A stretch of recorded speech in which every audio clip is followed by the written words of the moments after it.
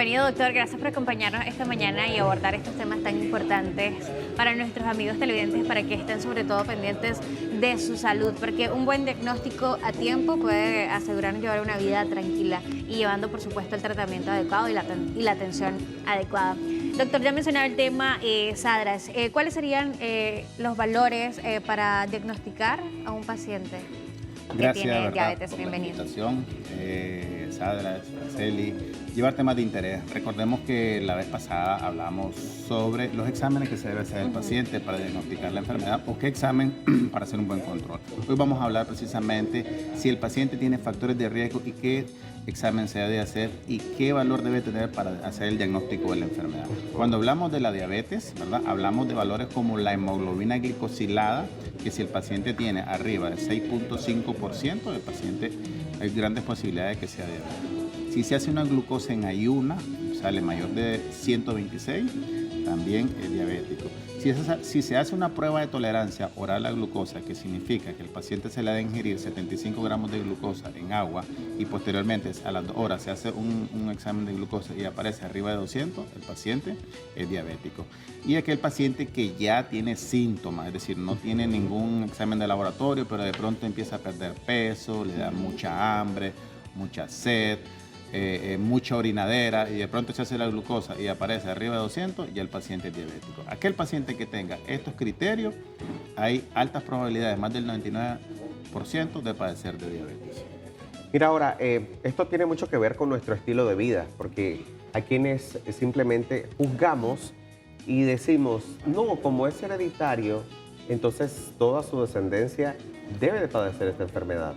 Sin embargo, hay ciertos casos que demuestran lo contrario. Exactamente. Podríamos decir que en la familia de 5, 2 posiblemente sean diabéticos, a pesar que tengan antecedentes familiares. Importante mencionar factor de riesgo. El factor de riesgo que tú dices es el antecedente familiar. Tu papá, tu mamá son diabéticos, no significa que tú vas a ser diabético. Significa que tenés un riesgo a padecerla.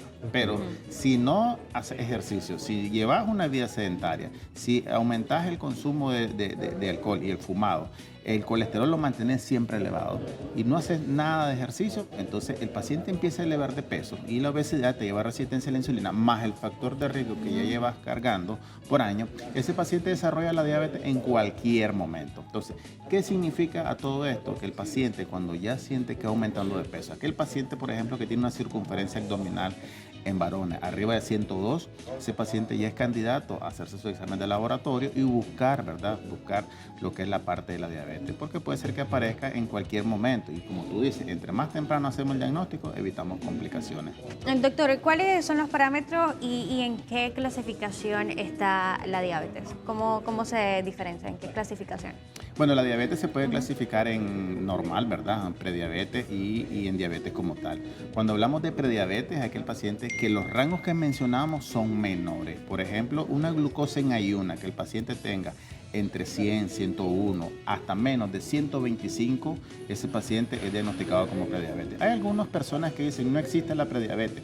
El detalle está que la prediabetes es un término que ya está en las guías internacionales y se determina de acuerdo al valor. Pero muchos pacientes cuando le decimos, usted es prediabético, va a tomar tratamiento y el tratamiento es por 3 meses. Después de 3 meses el paciente ya no tiene que tomar tratamiento, sino va a hacer cambio de estilo de vida. Entonces el paciente se cree que está sano y de pronto termina el tratamiento y queda igual que como estaba antes, es decir, no cambia el estilo de vida, no hace ejercicio, el paciente sigue aumentando de peso y en menos de 3 meses vuelve a desarrollar el nivel alto de glucosa que tenía. Entonces, por ende, ya se hace el diagnóstico. Entonces viene el error de decir, el paciente es prediabético. Entonces, lo más idóneo es decirle, usted va a presentar la enfermedad en cualquier momento, le vamos a someter a tratamiento, cambio de estilo de vida, y veremos si ese paciente se puede mantener solamente con el cambio de estilo de vida, porque es importante tomar en cuenta, porque muchos pacientes no necesitan tratamiento cuando están en esta fase y se puede revertir, ¿verdad?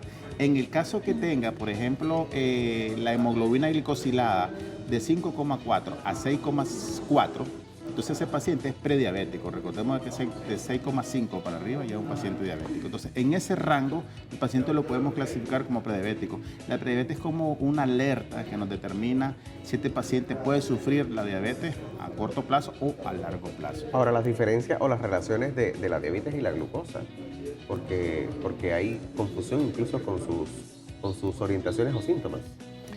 Cuando hablamos de diabetes, pues hablamos obviamente de hiperglicemia, que es un aumento meramente del nivel de glucosa, pero también existe la diabetes en hipoglicemia, ¿verdad? Aquel paciente que sufre de bajones de glucosa constantemente y tiene que estar consumiendo caramelo o algún tipo de sustancia para mantener su glucosa alta, aunque los casos son raros, pero sí hay pacientes diabéticos en hipoglicemia.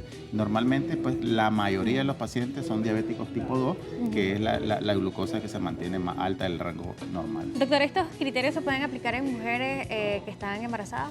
Perfectamente. Normalmente a todas las embarazadas se le hace un tamizaje con su glucosa. Cuando van al primer control prenatal se hacen todos sus parámetros de exámenes y ahí va incluida la glucosa. La glucosa en la mujer embarazada cambia con el respecto a una persona no embarazada. En la embarazada tiene que salir menos de 92 para ser normal y hoy en día se ha estudiado más todavía estricto hasta 88 para evitar complicaciones, porque se ha visto que pacientes con 100 ya desarrollan problemas metabólicos en los bebés. Entonces, por ende, el parámetro que se maneja, menos de 92. También, si el paciente tiene factores de riesgo como acantosina hídrica o obesidad, pero su glucosa está, digamos, en 91, se puede hacer una prueba de tolerancia entre las 22 o las 24 o las 28 semanas de gestación, que es igual que la que se hace, pero que los rangos, ¿verdad? Los rangos o los valores son totalmente diferentes. Por ejemplo, tiene que salir menos de 92 en ayuna, a las 2 horas tiene que estar en 180, menos de 180 y a las 4 horas menos de 150. No, y ser bien responsable, acudir con sus medicinas si es que su diabetólogo, con su internista, ¿quién valora? Lo valora el internista, lo valora el diabetólogo, lo valora el endocrinólogo. Lo importante es que tengan un médico de cabecera que lo oriente. Y que haya un control. Y que haya un control, un seguimiento, porque normalmente el paciente solo llega una vez y luego se aparece al siguiente año. Entonces Claro. el paciente cuando ya llega con una complicación, como un pie diabético. Se me hizo una ampollita en el pie y de pronto el paciente termina amputado. Doctor, porque el tratamiento también debe ir de la mano con la buena alimentación y llevar una vida de ejercicios también del paciente, porque hay pacientes que dicen, ok, llevo mi tratamiento al día, pero están llevando no están llevando una vida ordenada en la alimentación, en el ejercicio. Entonces yo creo que ambas cosas se tienen que complementar. Exactamente, eso es lo que tú dices, nosotros lo traducimos en cambio de estilo de vida, alimentación, ejercicio. ¿Estás oyendo, Alex, señor? Evitar el estrés, ¿verdad?